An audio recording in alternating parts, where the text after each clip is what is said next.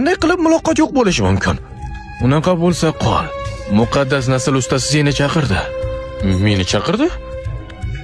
Ular bilib qoldimi? Linklaning ziyofatxonasi.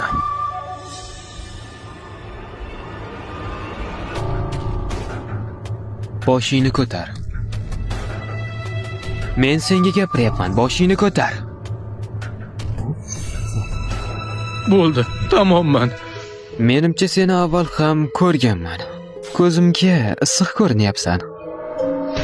Balki juda ham kirash bo'lganim uchundir. Keyinroq yonimga kel. Tabiatni biroz aylanib kelamiz. Umid qilamanki, muammo yo'q.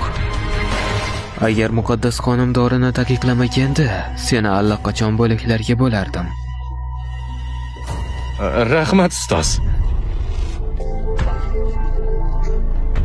Nega usta unga e'tibor berdi? Bu odam, bu Tingshi, mazhabning xoini. Hozir u Yunlao tog'ida. Kimda kim uni topib qo'lga olsa, 5000 suyak chiniqtiruvchi tabletkasi uniki. Butun oilamizning yillik ulushi faqat 5 dona.